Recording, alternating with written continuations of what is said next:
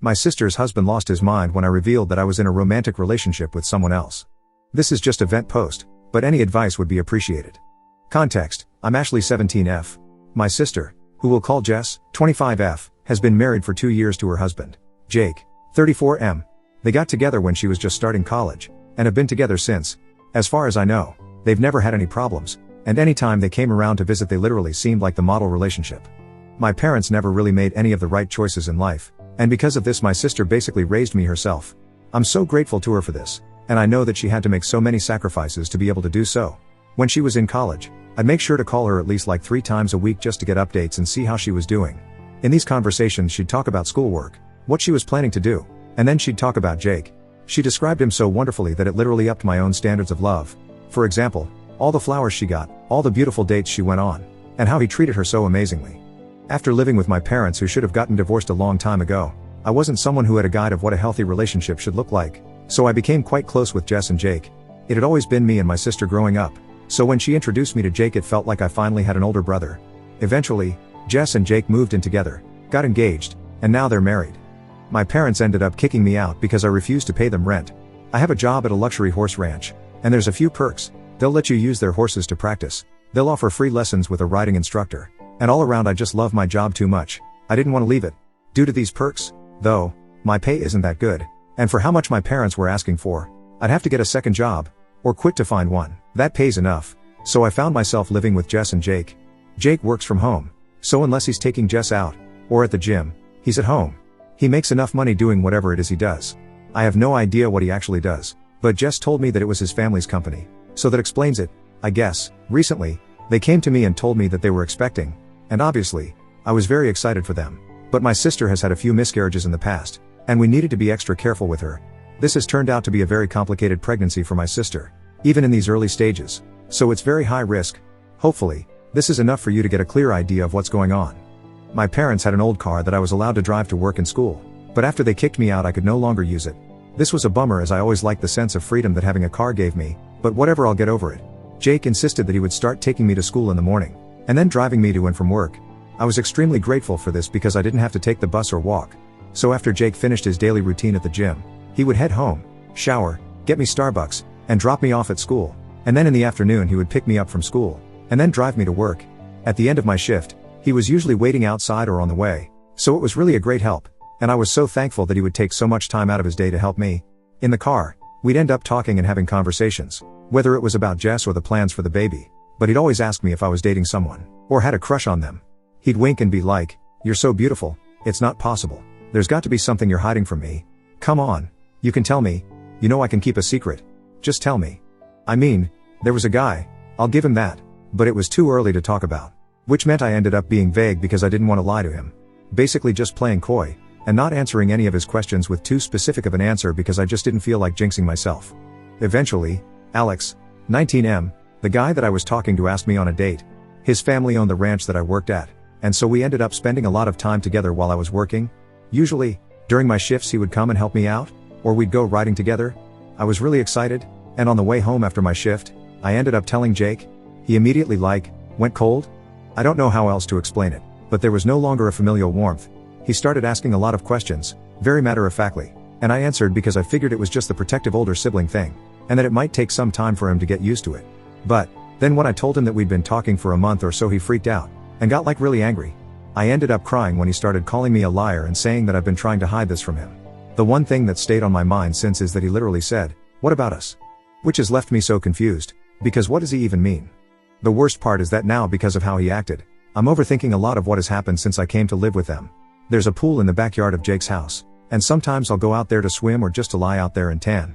However, I've now come to realize that anytime I went out for a swim, or tried to sunbathe, that Jake would make an excuse to come and do something outside, whether he'd start up the grill, or mow the lawn. I get that feeling that I was being watched, but a few times, he just started swimming with me, but I figured he was just trying to work out like me. After I get out of the pool, I go to take a shower in the hallway.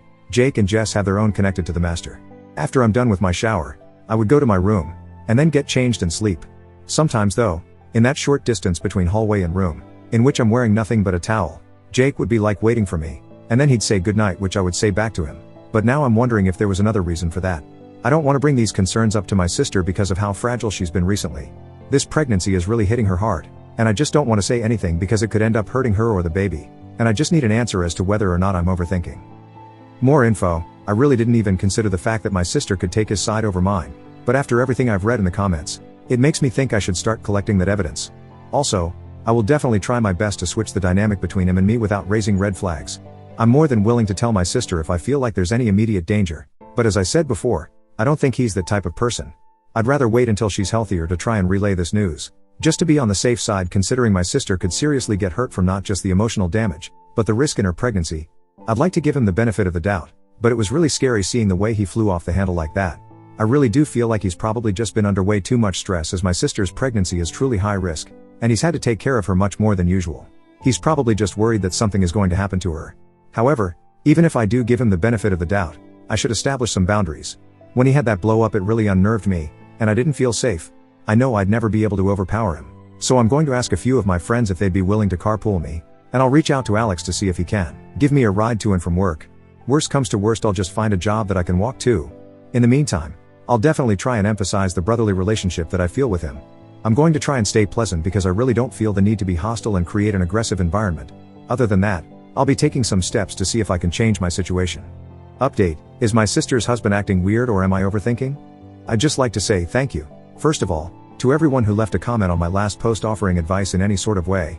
Last night, after reading all the comments, I realized that I'm no longer safe in this situation, and will be making changes from this day forward.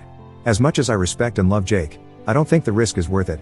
I did try and initiate a conversation with him, after I posted and got some advice, just to see if there's a chance we might be able to talk about this, but he was still in a bad mood, so I just went to my room. In the middle of the night, I felt like I really needed to get out of the house though. I really just started feeling so trapped, and I decided that I would take a walk to my smoke spot and then try to clear my head. I'm not even there 15 minutes before I get a text asking, "Where are you?" From Jake. Then, my phone starts blowing up off the hook. He's calling and calling and calling. I don't think I can describe the fear going through me. I wanted nothing else in the world than to be left alone. Eventually, I picked up the phone, which led to a flurry of insults being thrown my way. Apparently, I'm a effing princess who always gets her way, and how I deserve to be treated like the slut I am. Then, he told me to send him my location, which absolutely was not effing happening. So I told him to take a breather and think about what he just said to me. I did end up calling Alex afterwards, who thankfully picked up, and explained everything to him. I'm really not sure how much he understood, considering I was literally shaking and crying so violently, but he ended up driving over to my spot, and asking a few more questions about the entire situation while he tried to calm me down. I was able to relax, eventually, and told him everything again with a clearer head. Throughout all of this, my phone had been ringing off the hook, but assuming that it was Jake, I just let them keep going. Eventually, I can see that it's my sister's phone calling me, and despite knowing that there was a good chance that it was Jake on the other end, I still picked up.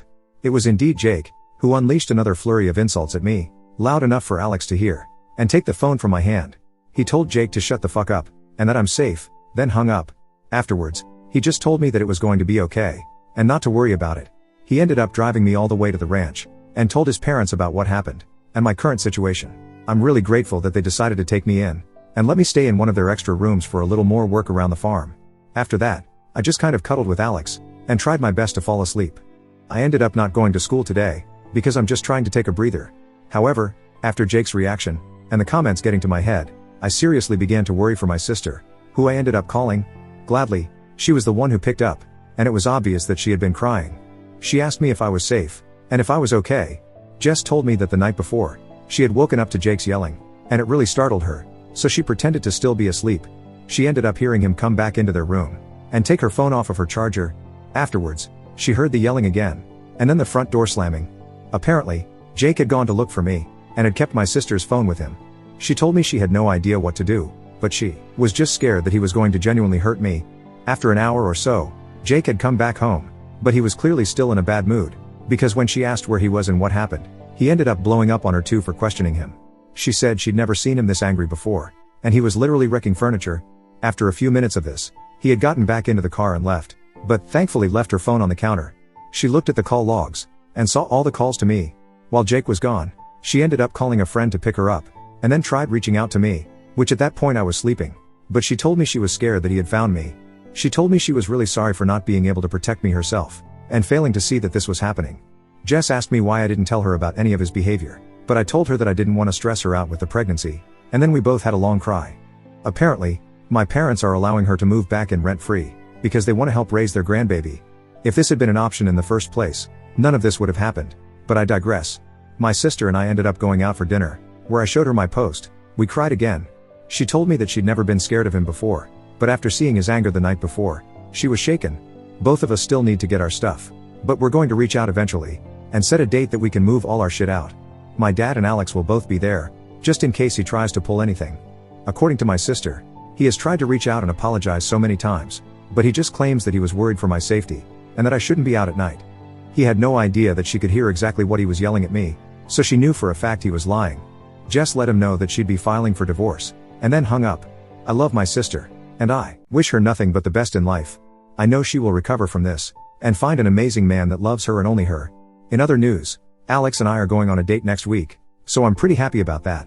But genuinely, thank you to the Reddit commenters, for stressing me out so badly that I just needed to go on a smoke break. I think you may have saved me. I don't know what would have happened had I been in my room that night, but I'm grateful that I didn't have to find out.